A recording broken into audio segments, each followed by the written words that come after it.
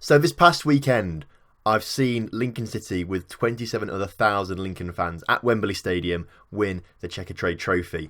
Then the channel hit 5,000 subscribers. But if there's one thing that could top both of those events, it's a player we've signed in this episode.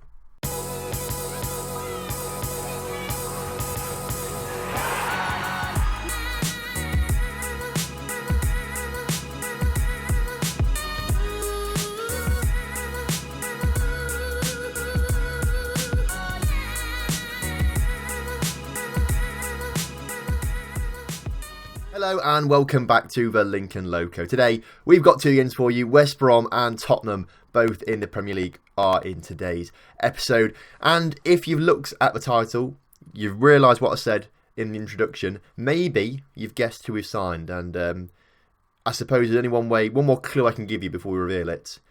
He's a bit of a golden boy, I've got to say. Before I show who we've signed, though, I'm going to show you through the fixtures just to leave you a little bit more suspense and just to annoy you a little bit, really, because I'm funny like that. Right, last episode we played Inter Milan and Man United. Since then, we have played a lot of games over the Christmas period and things like that, but nothing exciting has happened too much. We've actually been on a really, really good run of form.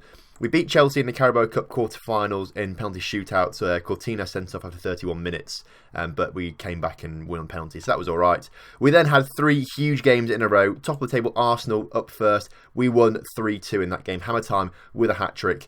Jose Angel Rodriguez scoring 2 for Arsenal there, but we managed to win that 3-2. After the Arsenal game, we played fellow Champions League rivals Southampton, or at least chasing the places in the Champions League.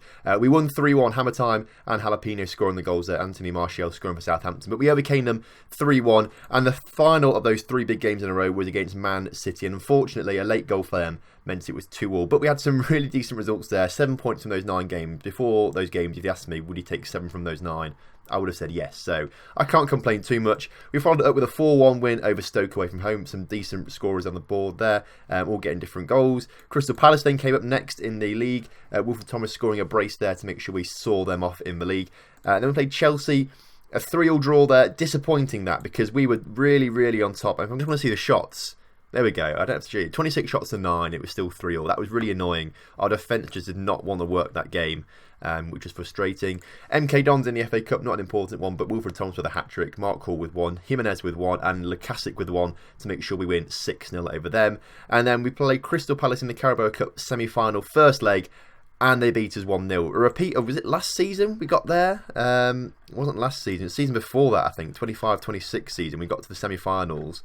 And they beat us in that. Where are those semi-finals? Yeah, here we go. Carabao Cup semi-finals. We lost to Crystal Palace then as well. So history looks like it's going to repeat itself, but we do have a chance to turn that around after the Tottenham game. Right, on to the transfer business so far in January. I'll talk through this bit in a little minute, but I'm not going to hold it back anymore. Who have we signed?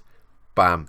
He's here. 13.5 million. The return of the prodigal son, Brad Yeo, comes back to Lincoln City after years and years away, after he was absolutely incredible. 2.5-star current ability, 3-star potential. So he's not actually as good as he used to be, but I couldn't not sign him, really. I couldn't not sign him. Obviously, we got him on loan from Man United 2022-23 season, when we just thought we might need a left winger. Played like half the games that season, did all right for himself, and then we thought, well, we might need a left winger next season as well, so we kept him on. Then decided to play wingers that season, and 16 goals, 26 assists later, 7.52 average rating, and a European Golden Boy. He is perhaps the best player we've ever had at Lincoln City in a season. Absolutely incredible stuff. After that, United wouldn't let me have him back on loan. They wouldn't let me sign him for less than 100 million, so he played 5 games for them the next 2 seasons before moving to 28 million to Tottenham.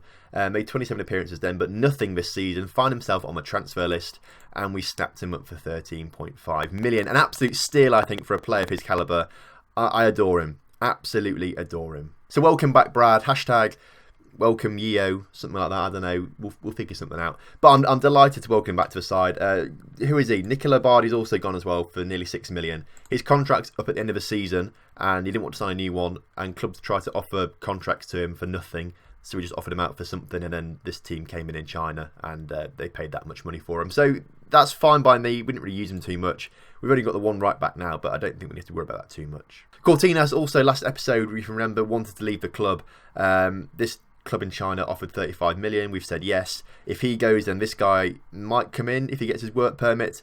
Pakoa, central midfielder, basically a replacement. carbon copy of Cortinas, I think, for cheaper as well. It's a bit more money per month or per week in terms of wages, but if you look at the value we're paying, I think we're making quite a nice bit of profit. So we've re-signed the former European Golden Boy, and also, as it's New Year now, European Golden Boy was awarded once again, and not to Wilfred Thomas, but Mark Hall won it again for like a second time. I didn't think it was possible to win it more than once.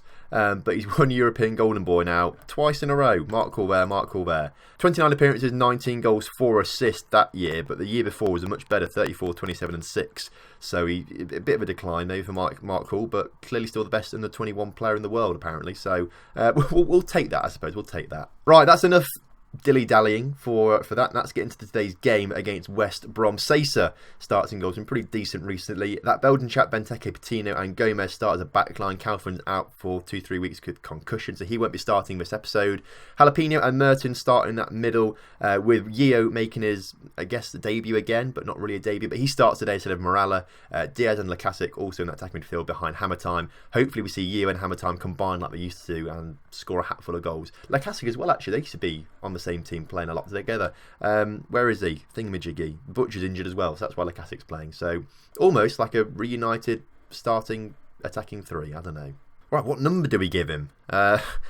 We haven't got a decent one to give him, so maybe like 25. That'll do. Now I'm already acutely aware that I forgot to show you the table before we've kicked off, so we'll just pause quickly. Now the table is looking pretty nice for us. As things stand, after this game, we'll have one game in hand on Man United. But if we win this game, we go back ahead of Man United, or level on points in Man United, behind on goal difference. And if we win that game in hand, we go ahead of them. If we win today, we're obviously 2 points behind Arsenal, which is getting very, very close now. So there's still a title chance going forward. We're halfway through the season now, obviously, or a bit more than halfway through the season, actually. So we can just keep up with Arsenal's results. I think we should be looking pretty safe for maybe trying to get title towards the end of it. Obviously, a win here today puts us 4 points clear of Liverpool as well, so we don't have to worry about them too much, and I don't think we're going to be dropping out the top 4 anytime soon if we keep our form going. So fingers crossed that happens, and we can sort of mount a title push against Arsenal as the season comes to its end. Early highlight here, coming from the West Brom goal kick, goes straight out towards Lacasic, who puts the ball through to Hammer Time, and Hammer Time puts it just wide of the post. I was kind of hoping like Brad Yeo was going to score in like the second minute then. That would have been a fairy tale start to his proper full career at Lincoln. Not on loan, he's a full player at Lincoln now. I'm actually so happy he's back. I mean, he's been ruined at United and Tottenham, obviously, because he used to have 5-star potential. Now it's rubbish. I did have a player like Brad Yeo once before, actually, a couple FMs ago. He was called Dan Foster. He was a Welsh chap, and we signed him for Lincoln, actually, in League One. And then he went through all the levels with me, up to Championship, into the Premiership. It was like a Premier League top goal scorer one year. He made the England squad and things like that. And then he got to like 32 and he didn't want to sign a new contract, or he wanted a new challenge, basically. I didn't want to hold him back because he wasn't playing games for us at that point. So I let him go for like 2 million. And then the next season I was like, I just can't do a season without Dan Foster. So we bought him back for like £5 million. And we were reunited once again. So I feel like that is something similar with me and Brad Yeo right now. He's got a chance now to make an impact in this game. Plays back towards Jalapeno. Will he get the ball back? No, it's out towards Gomez now. Come on, just drift at the back post. Score those goals like he used to. Just drifting at the back post. He's not doing it. He's trying to wait for the ball from the Belgian chap now. Yeo with a chance to put a cross into the area. Onto Hammer Time's head. It's just like the old times. Brad Yeo assist. Hammer Time with the goal. We're 1-0 up. Well, it was a long time coming, that goal, actually. There was nothing going on in that first half, but we've got it now. I'm going to go assertively, though. Far from pleased what I've just seen from this side. Hopefully that will give them a kick at the bum, and they'll do better in the second half, because I'm expecting to win this game 3 or 4-0. Well, we did just sell our backup right back, and now Gomez is injured. Brilliant. Mertens actually can play right back, but not massively well. So we'll bring one there anyway, but Gomez has got to come off, obviously. So we'll bring Crazy Eyes on. Diaz hasn't played brilliantly this game. In fact, he's not played brilliantly all season. I feel like this could be his last season for us. He's not... He used to be incredible for us, but he's not recently. So I think we're going to bring Hall on for him, the European Golden Boys, as a complete forward support. Just see if having 2 strikers instead of the 1 gives us a bit more of an attacking threat. I'd like us to get 2 or 3 more goals, like I said. I'm expecting us to. I don't know why we're not doing it, really. It's not looking great now, though, as they're coming forward, our West Brom. Looking pretty promising. Ball through to Shackland, although he gets tackled, and now Patino with a chance to come forward. Mark Hall trying to bring it forward himself. Puts it forward, come on, towards Crazy Eyes. Crazy Eyes in the area, into Hammer Time. Hits the crossbar. he just has to keep his shots down. He does that a lot this season. I have noticed it. He puts it like over or on the crossbar from like 10 yards out, and it is frustrating actually. Brad Yew now with a chance, although his ball goes out of play, and that's the end of the highlight. Well, a good ball through to Shackland from West Brom. Sasa forced to make a decent save there, but that's the first real chance I think we've seen from West Brom so far. The corner doesn't really come so much, but I'm feeling like they're going to score an 80th minute winner or something stupid like that. Lacazette trying to come forward now though with Mark Hall. Can Mark get the ball further forward to him? It does actually get to Lacazette in the end. He's got plenty of room to put a cross in, but unfortunately it's clear, but only as far as Mertens, and I thought that was going to be a wonder goal there, but the highlight ended, so I presume it went over the bar. Again, West Brom coming forward now. The ball is into the area, and again they've put it just wide. It's coming. I know it's coming. I can feel it. There's another highlight now. We've got a chance now. Unless we score a goal, I reckon it's going to be a draw today. As Lacazette drives it in towards Mark Hall. Mark Hall does make it 2. Now I hoped it was going to go back to the back post for Brad Yew, but I don't care. As long as Mark Hall scores or someone scores, we're 2-0 up now. It's not going to end in a draw, I promise you. I mean, actually, I can't make any promises at all as Shackland comes forward again, cuts out like 3 men, and they've somehow not scored there. Okay. Probably why West Brom are so far down the table if they can't be scoring goals like that. Where are they? They're down in 16th. So, like I said, it should be a routine win this. We should be scoring 3 or 4 goals past them, but if they're squandering chances like that, as easy as that, it was an open goal for their man, and he didn't even hit the target. Well, there we go, a 2-0 win for us. Gomez injured, which is a little bit worrying. We'll have to see how bad that is. We'll just go, well done, good win for us. Brad Yew, man of the match, with a 9 rating in the end. That's incredible. Well done on his first game back. We'll play him for Tottenham game next. Obviously, he can get retribution over his club for not playing him.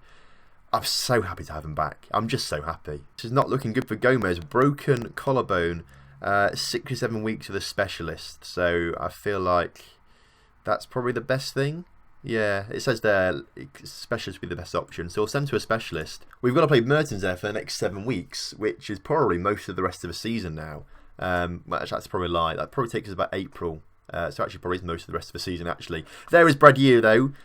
Impressive for Lincoln, 9 rating, 1 assist. Let's just praise performance. Your passing was a number of quality chances you created. Thanks, boss. Pleased my performances lately. Well, you've only made the 1 appearance this season, so you can be pleased with that, I suppose. There's a few right backs available, to be fair, that we could maybe try and grab.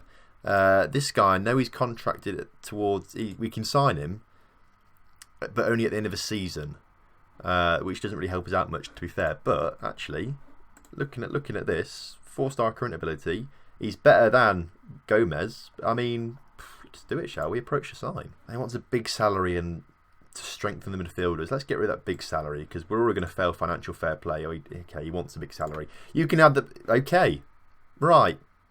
I literally offered him what he wanted and he said no. So, okay.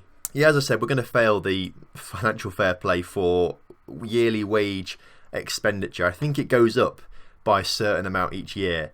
So it's actually quite low for us in comparison to other clubs because we've not been in the Premier League that long.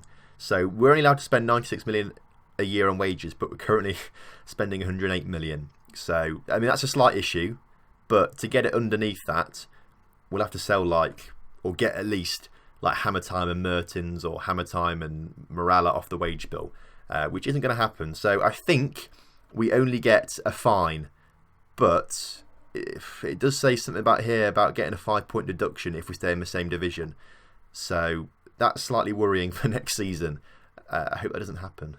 Right, Cortines is about to go for 35 million. His old team's about to get 6 million for it as well. But I'm going to delay it for a week because I'm slightly concerned we're not going to get a replacement for him. And I'd like a replacement before he goes. Ah, brilliant. Okay, the work permit was accepted in the end. So Pakoa is going to join us for 5.25 million. And then next time you see us, Cortines will have gone for £35 million. So I think this is a pretty good deal. They're as good as each other, like carbon copies.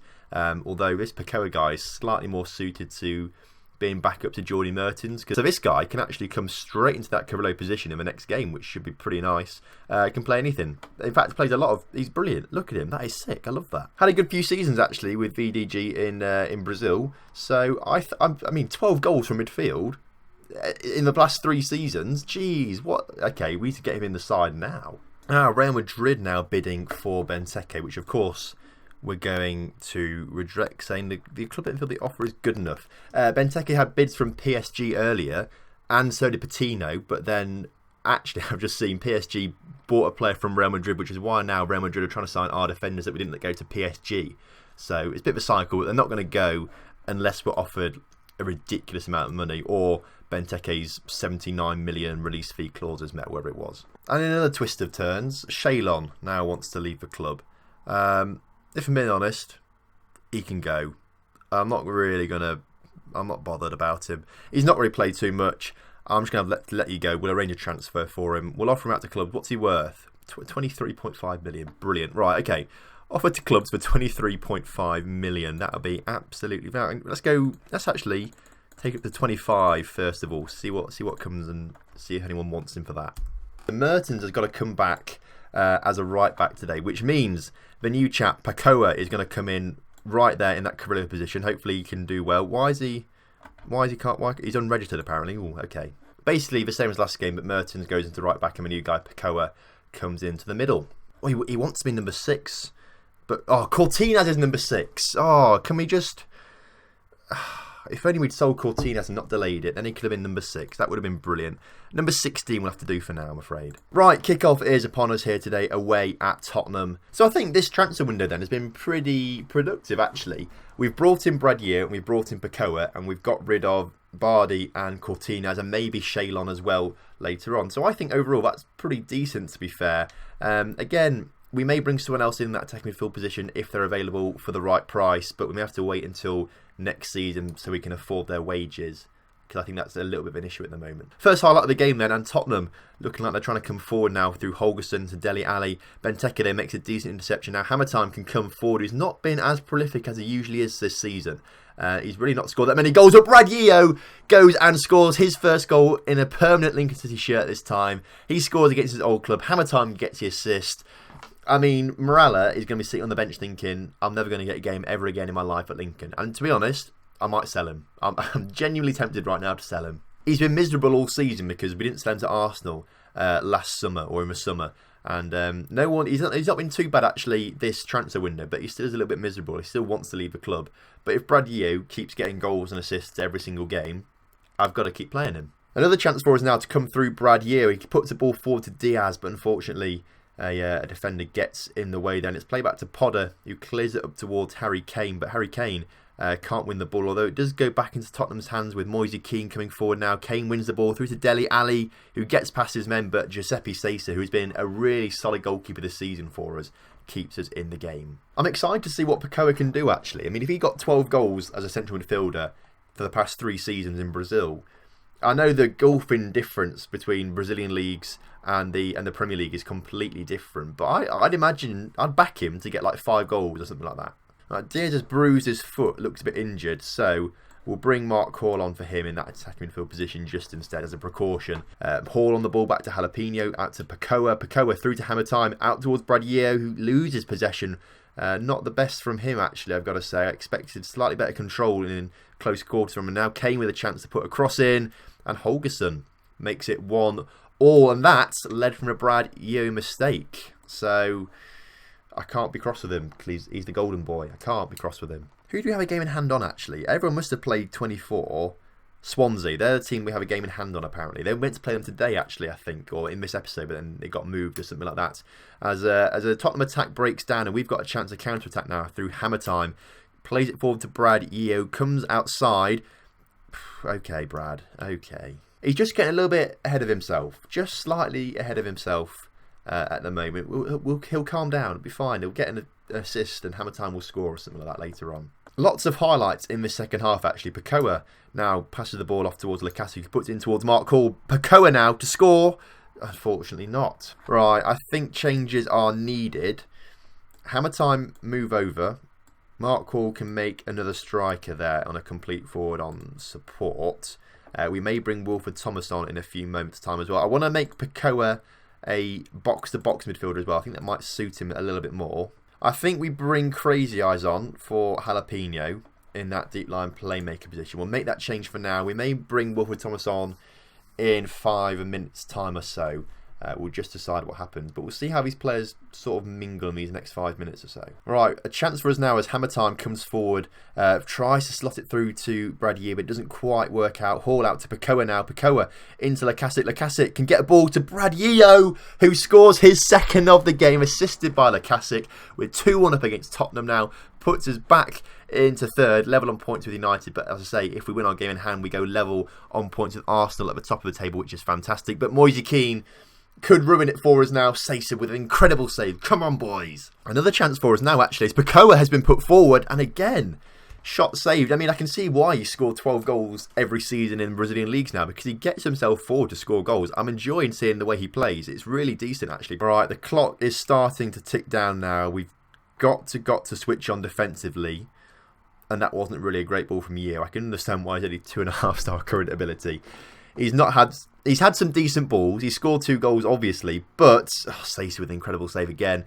He's not quite as good as Morala is in terms of delivering balls or skipping past his men and things like that. But I mean, I've got to say, an assist and 2 goals in 2 games is good going. He just loves it here at Lincoln. I think that's probably what it is. He just loves it. I seem to get the best out of him as a manager. He's got the ball again, across to Pakoa, who does get his first goal. Brad Yew with another assist. And I said, Pakoa is going to score goals if he keeps taking shots. And he has had so many shots today, and he's finally got one. I'm looking forward to seeing him as a free-scoring midfielder for the next few weeks. It's going to be incredible. And there we go. Lincoln 3, Tottenham 1. A fantastic way to end the episode. Brad Yew being the player of the episode after rejoining the club passionately. Proud of your performance, knowing he has a chance. Well done. Let's leave the match then and celebrate, basically. Let's celebrate. Right, 3 points off the top with a game in hand, so we could go level at the top next time you see us, I believe. That game against Swansea is the one that we have in hand, which is pretty exciting. So, next episode is going to be the Roma stuff. So we're going to play both Roma games, miss out the ones in the middle, because I think that's what we're most excited about now. Of course, we've got a lot of history of Roma, and I want to get revenge over them. So, fingers crossed, we absolutely batter them. Right, thank you very much for watching today's episode. I hope you have enjoyed it, and the return of Brad Yew. If you love seeing him back at the club, make sure you do drop a like on the video. Subscribe to the channel for more Football Manager action just like this. And I'll see you next time for some more Lincoln Loco.